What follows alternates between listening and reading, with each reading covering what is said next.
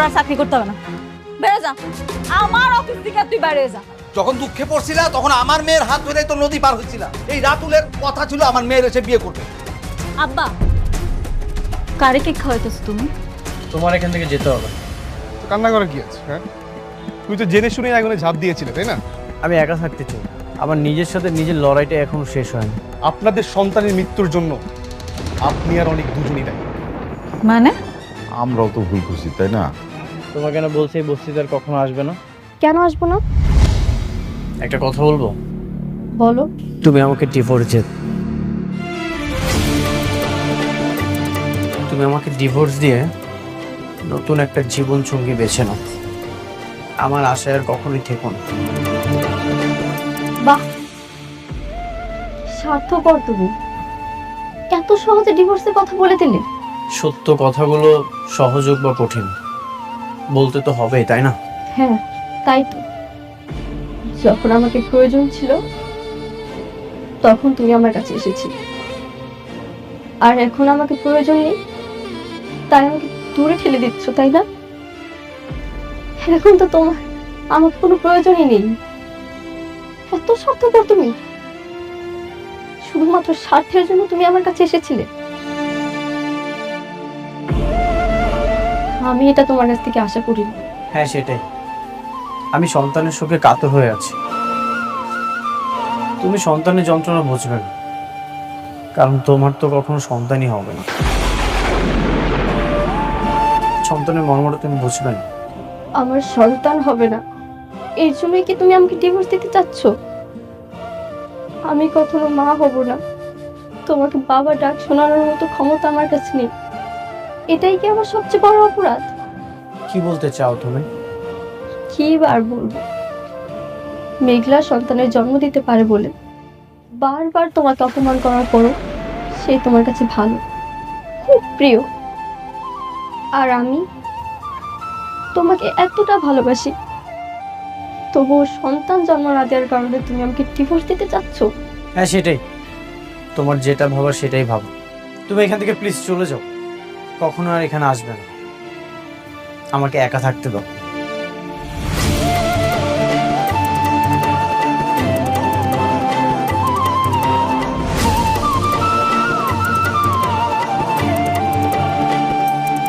ও যদি আমাকে ডিভোর্স দিয়ে দেয় তাহলে তো আমি বাঁচতে পারবো না। এই পৃথিবীতে আমি মাত্র একজনকেই ভালোবাসি, আর এই ভালোবাসার জন্য আমি সব কিছু করতে রাজি। আমি সন্তান নিলে মনে হয় ও আমাকে ভালোবাসবে, তাহলে এই সন্তান নেওয়ার জন্য যা করতে হয় আমি তাই করব।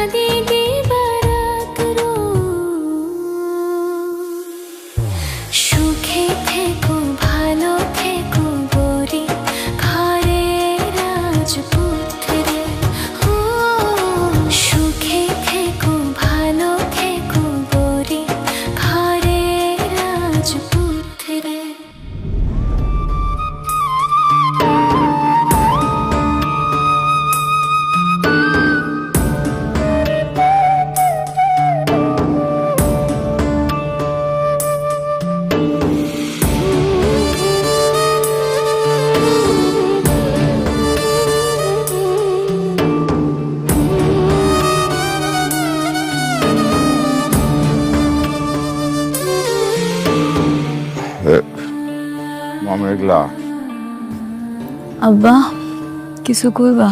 কেন আইছো তোমরা এত রাইতে? কি রে মা, অফিস থেকে এসে সেই যে এখানে থুম মেরে বয়ে রইছস, কিছুই তো বুঝতেছি না। কিছু হয়েছে? মন খারাপ?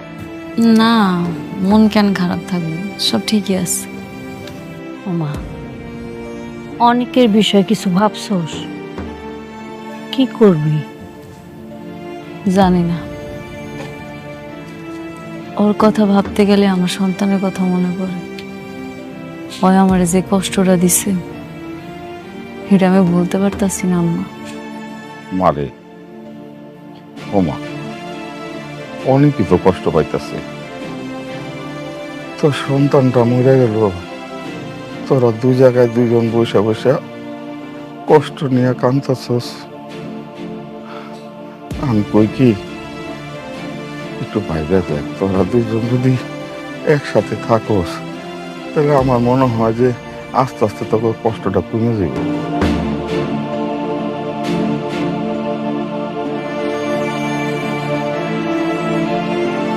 ও মা, চল ঘরে চল, রাত হয়েছে, খাওয়া দাওয়া করে ঘুমাবি।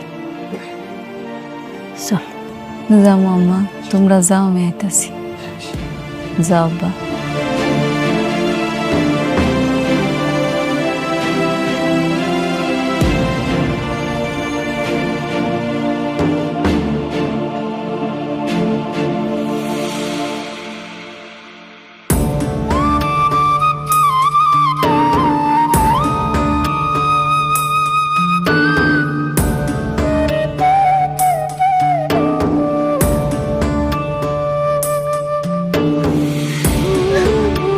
কিরে মা, কান্না করছিস কেন?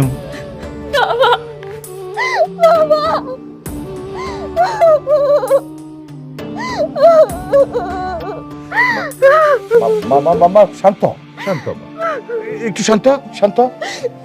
কি হচ্ছে মা? কেন কান্না করছিস বল? কেউ কিছু বলেছে? বল আমাকে। বাবা, আমি যে মা হতে পারবো না, এতে কি আমার কোনো দোষ আছে তুমি বলো? না, এতে তো তোর কোনো দোষ নাই। কেন রে মা, তোকে কেউ কিছু বলেছে? বল আমাকে। আমি মা হতে চাই বাবা। আমি ডাক্তারের সঙ্গে অপারেশনের ব্যাপারে কথা বলতে চাই। অসম্ভব মা, অসম্ভব।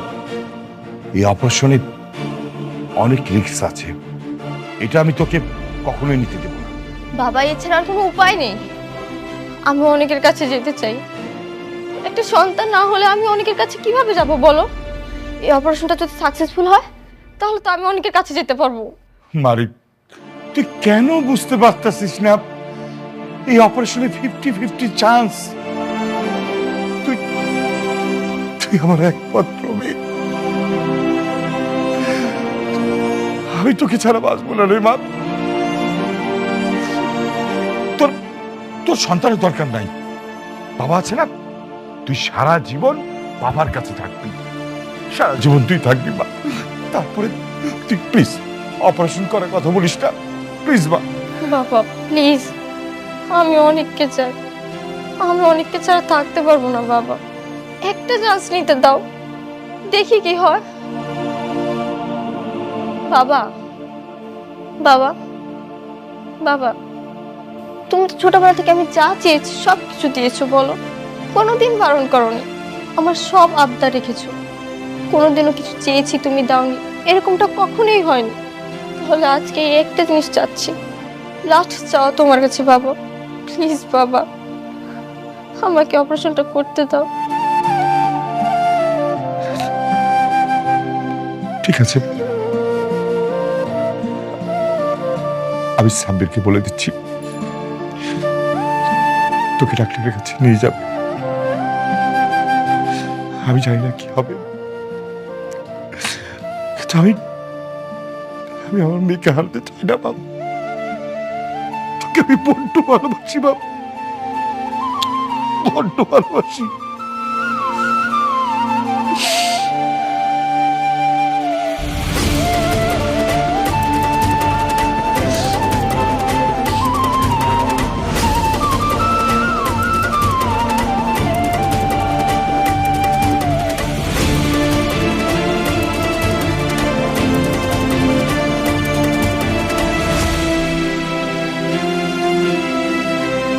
ম্যাপ যেটা আপনি দেখালেন, কিন্তু বিল্ডিং এর সাথে তো ম্যাপের কোনো মিল খুঁজে পাচ্ছি না। আপনারা তো রুলস ছাড়াই এই বিল্ডিংটা তুলছেন। আজ থেকে আপনাদের এই বিল্ডিং এর কাজ বন্ধ। সবকিছু তো ঠিক ছিল, সরকারিভাবে পরীক্ষিত। শালিমা বিল্ডার্স তো কখনো 2 নম্বরে করে বিজনেস করে না স্যার। দেখেন, ছোট কোম্পানি বা বড় কোম্পানি বলে কোনো কথা নেই, আইন সবার জন্য সমান। আপনারা যদি এভাবে বেআইনিভাবে কাজ করেন, আজ থেকে এই প্রজেক্টের কাজ বন্ধ, যতক্ষণ না পর্যন্ত আপনারা নিয়ম মেনটেন না করবেন।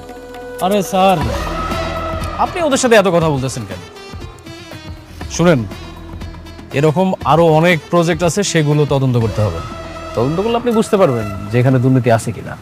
তাহলে আপনার চোখের সামনে সব কিছু ক্লিয়ার হয়ে যাবে, সব দুর্নীতি দিয়ে ভরা।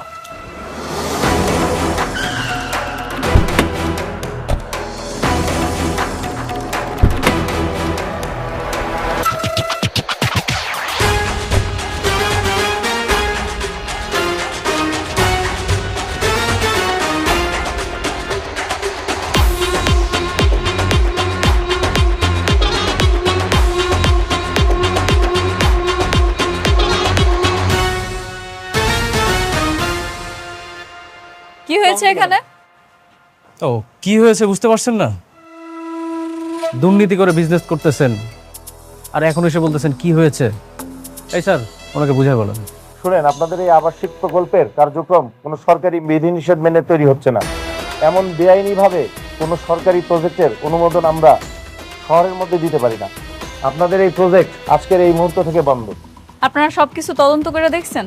সবকিছু ভালো মতো দেখেন তারপরে কোন? হ্যাঁ, অবশ্যই। আপনার আপত্তি থাকলে আপনি আবার আবেদন করতে পারেন, আমরা নতুন করে তদন্ত করে দেখব।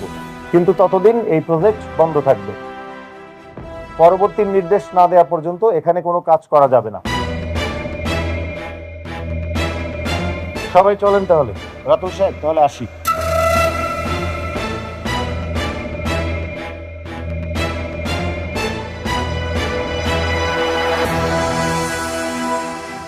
খেলা কিন্তু আবার জমে গেছে।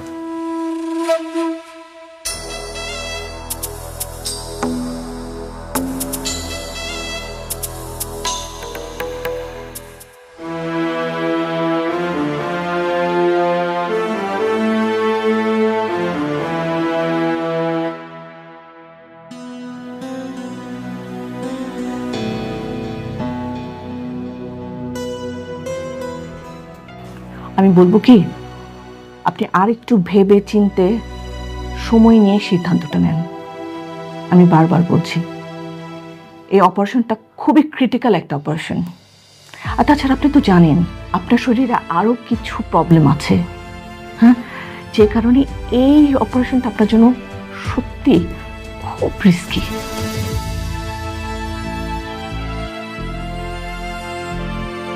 আমি সব রকম রিস্ক নিতে চাই, আপনি ব্যবস্থা করুন।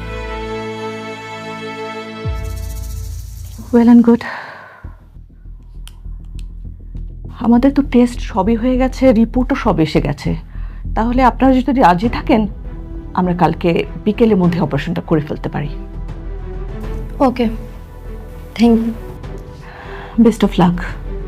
ম্যাম, ইয়েস, আপনার রাউন্ডের সময় হয়ে গেছে। Oh sure, I have to go. আমি আবার আপনাদের অনুরোধ করব, আপনারা আরেকটু সময় নিয়ে ভাবেন, ডিসিশন নেন।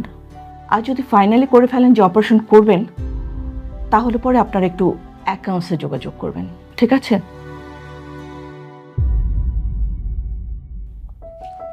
আমাকে উঠতে হবে, চলো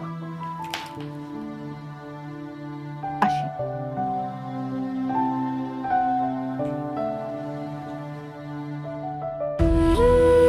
বৃষ্টি, কেন শুধু শুধু নিজের জীবনে এত বড় একটা রিস্ক নিচ্ছ বল? তোমার কি দরকার এখন সন্তান নেওয়ার? সন্তান না নিলে তো অনেকে আমাকে ডিভোর্স দিতে চাচ্ছে। আমি যদি সন্তানের মা হতে না পারি, তাহলে আমি কিভাবে অনেকের সামনে স্ত্রীর অধিকার নিয়ে দাঁড়াবো বলো? দরকার নেই তো এরকম অধিকারের। দেখো বৃষ্টি, যে তোমাকে ভালোবাসবে, যে তোমাকে মন থেকে ভালোবাসবে, সে কখনো অজুহাত দেখাবে না যে আমার জন্য হাত কাটো তাহলে আমি তোমাকে ভালোবাসবো, আমার জন্য আত্মহত্যা করো আমি তোমাকে ভালোবাসবো। সে কখনো এই অজুহাতগুলো দেখাবে না। বৃষ্টি, বৃষ্টি, আমি তোমাকে বিয়ে করবো। বৃষ্টি, চলো না আমরা সব কিছু ভুলে গিয়ে আমরা বিয়ে করি আর ছোট্ট একটা সংসার করি। হ্যাঁ, হয়তো তোমার সন্তানের কারণে আমাদের ঘরটা খালি খালি লাগবে, কিন্তু আমি আমার বৃষ্টিকে তো পাবো। বৃষ্টি, তুমি আমার এই কথাটা রাখো। আমি সত্যি তোমাকে অনেক ভালোবাসি, অনেক ভালো রাখবো, অনেক সুখে রাখবো। দেখো সাব্বির, আমি জানি তুমি আমাকে প্রচন্ড ভালোবাসো। আমি তোমার ভালোবাসাকে সম্মান করি, কিন্তু বিশ্বাস করো, আমি আমার জীবনে অনেককে ছাড়া অন্য কাউকে ভাবতেই পারি না। আমার ওকেই লাগবে, এই জন্য যা করতে হয় আমি তাই করব।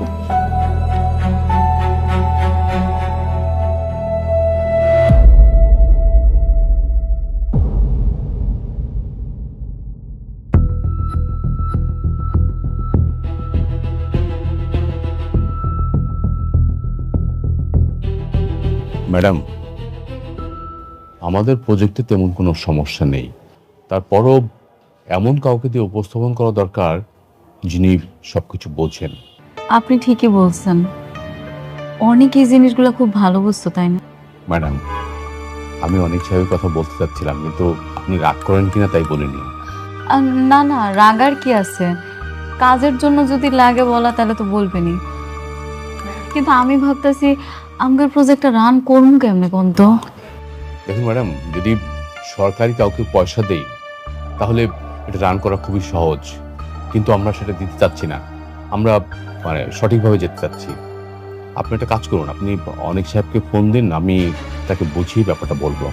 না না ম্যানেজার আঙ্কেল, এটা কেমন দেখায় না, ওই বারবার আমার কাছে আইছিল, আমি বারবার অপমান করে ফিরাই দিছি। এখন যদি নিজের প্রয়োজনে ডাক দেই কেমন স্বার্থপরের মতো হয়ে যাব না? না না ম্যাডাম, কিচ্ছু হবে না, আপনি ওনাকে ফোন দেন, আমি বুঝিয়ে বলবো।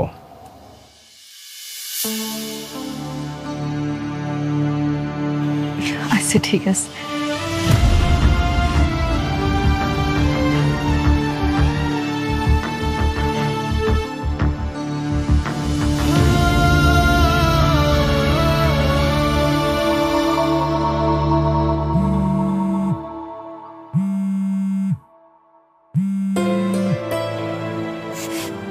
মেঘলা, কেমন আছো তুমি?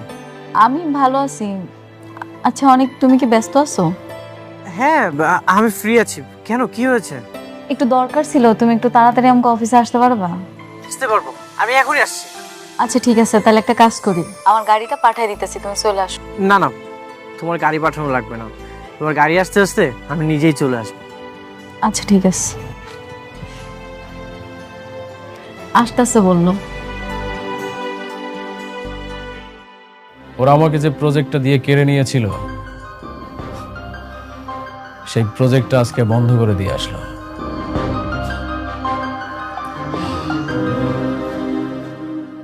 Very good. এভাবেই আস্তে আস্তে ওদের সবর মারতে হবে। মেঘলা ভেবেছিল মনে হয় আমি ফুরিয়ে গেছি, কিন্তু ও জানে না এই রাতুল রাজ কি জিনিস।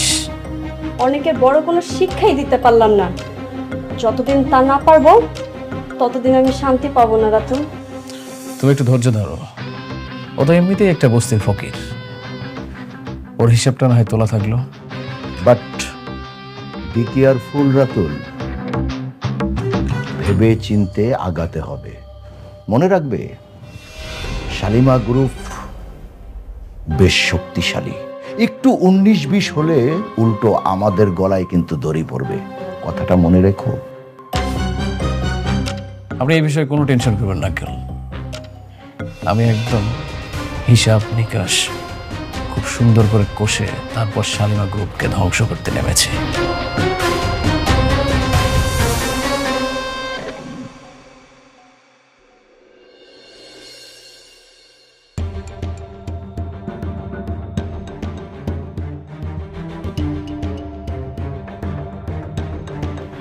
কোনো সমস্যা আছে?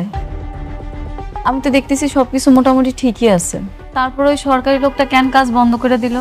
সবই দেখলাম, পরিষ্কারভাবে বোঝা যাচ্ছে এই সব কিছুই রাতুল ষড়যন্ত্র করে সাজিয়েছে।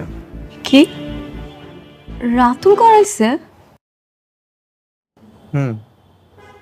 পুরো দেশটাই এখন টাকা পয়সার উপরে চলে, দুনিয়া হচ্ছে টাকার গোলাম। তুমি চিন্তা করো না, আমি তো আছি, আমি সব কিছু দেখে নিব। থ্যাংক ইউ অনেক সাহেব, আমরা জানতাম যে আপনি পারবেন।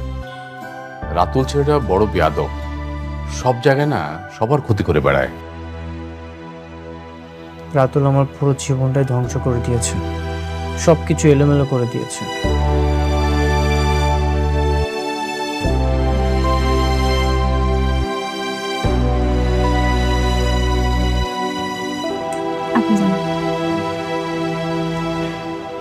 আসলে তাড়াহুড়া করে ওরকম কিছু করতে পারি নাই, তোমার জন্য হালকা একটু নাস্তার ব্যবস্থা করছি, নাস্তাটা করে নাও।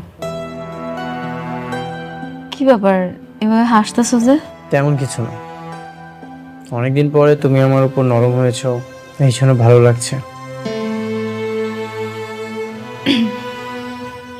আমাদের প্রজেক্টের ঝামেলাটা শেষ করতে হইব, যত টাকা লাগে আমি দিব, তারপর আমি চাই এই প্রজেক্টের ঝামেলাটা ঠিক করতে। আমি তো আছি, কিচ্ছু হবে না। ম্যাডাম আমি একটু আসছি। Thank you. ঠিক আছে তাহলে। না খাবারটা খাও।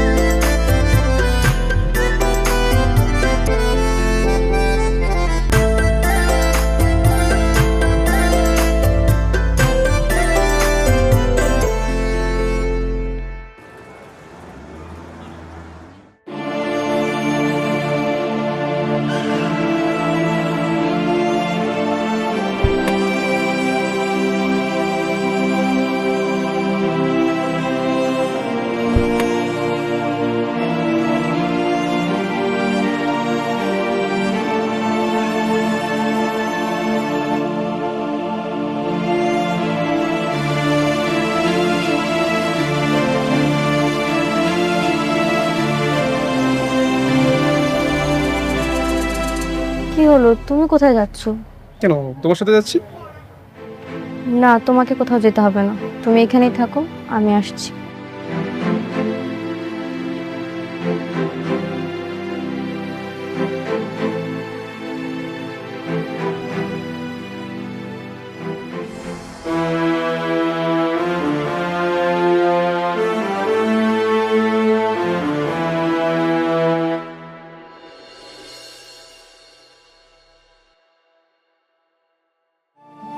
আপা, আপনি আইছেন?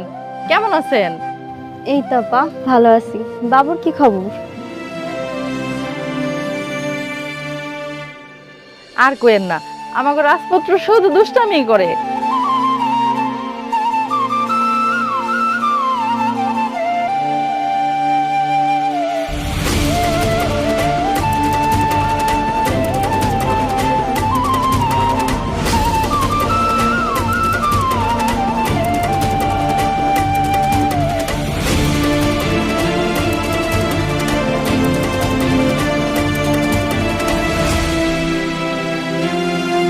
আপা, আপনার চোখে পানি, আপনি কাঁদতেছেন কেন? ও কিছু না আপা, কালকে আমার অপারেশন, জানি না বাঁচবো নাকি মরে যাব। যদি আর না ফিরি তাহলে ভাববেন আমি আর এই পৃথিবীতে নেই। কিসের অপারেশন? কি হয়েছে আপনার?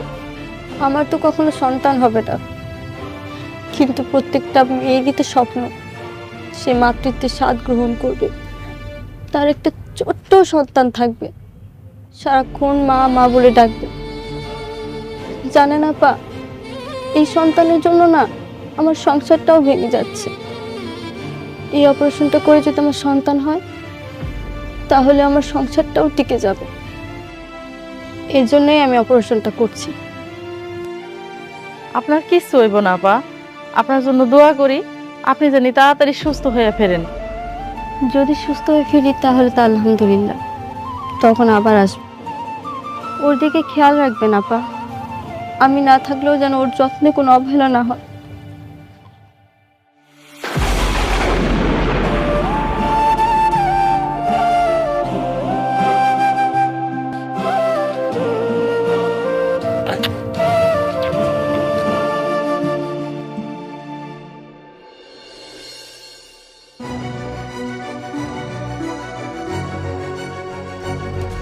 আমি সব কিছু ঠিক করেছি। ওরা ডিজাইনটা নকল করার চেষ্টা করছে। আমি সব কিছু আবার নতুন করে বের করেছি। তার মানে কালকে থেকে কাজ শুরু করতে পারবো, তাই তো? হ্যাঁ, আমি তাদেরকে চ্যালেঞ্জ করেছি, কাল নতুন করে তদন্ত হবে আর আমি সেখানে থাকবো। তাহলে তো খুব ভালো। একটা কাজ করি না হয়, আমিও যাবো। কখন যাবো তুমি? আমারে কও, আমিও যাবো। ঠিক আছে, আমি তোমাকে সময়টা জানিয়ে দেব। দেখো মেঘলা, তোমার কাজ মানেই তো আমার কাজ, তাই না? ভাবছিলাম কালকে আমি আমার সন্তানের কবরটা দেখতে যাব, কিন্তু একটার পর একটা ঝামেলা হইতেই আছে। জানি না এই ঝামেলা শেষ হইব কবে। আগে ঝামেলাটা শেষ হোক, তারপর না হয় আমি আমার সন্তানের কবরটা দেখি। তুমি চাইলে যেতে পারো, আমি সব কিছু সামলে নিব। তুমি তো এখন পর্যন্ত বাবুর কবরটা দেখোনি। তুমি নিজের হাতে আমার সন্তানের কবর দিছিলা না? হ্যাঁ। তোমার কি একটুও খারাপ লাগে নাই? বুকটা ফেটে যাচ্ছিল। বাবা হয়ে নিজের সন্তানকে ধরে রাখতে পারিনি। পৃথিবীতে বাবার কাঁধে সন্তানের লাশ, এর চেয়ে কষ্ট হয়তো আর কিছু নেই। থাক এসব কথা, অনেক রাত হয়েছে। যাও, তুমি তোমার বাসায় যাও, কালকে তোমার লগে দেখা হইবে। ঠিক আছে বাবা, মা আসো।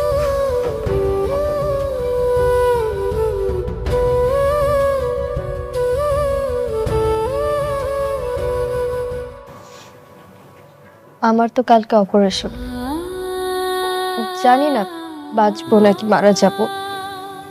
আমি চাই আমার অপারেশনের আগে অনেককে আসতে বলবো, ওকে ওর সন্তানের কথা বলে যাব। অনেক আর মেঘলার সন্তান যাতে সুখে দুঃখে একসঙ্গে থাকতে পারে। না না,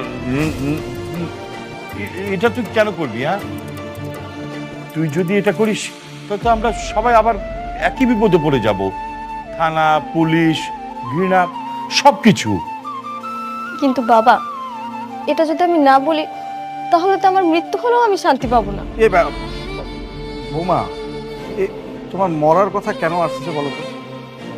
তুমি একদম সুস্থ হয়ে যাবে, কিন্তু হয় বৌমা, তুমি আর যাই করো, অনেককে এখন আসতে বলো না।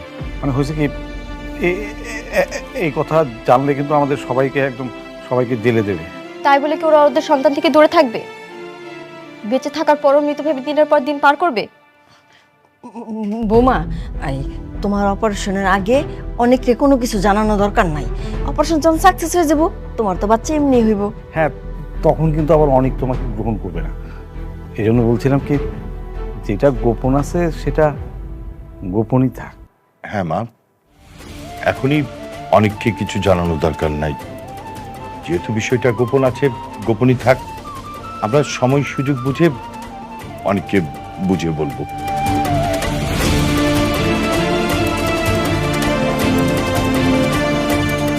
আচ্ছা, কি ব্যাপার? ওনারা কেউ আসছে না কেন? আর আমরা এখানে আর কতক্ষণ অপেক্ষা করবো? কাজ করাতে হলে তো আসতেই হবে। দেখি আর একটু সময় আসে কিনা।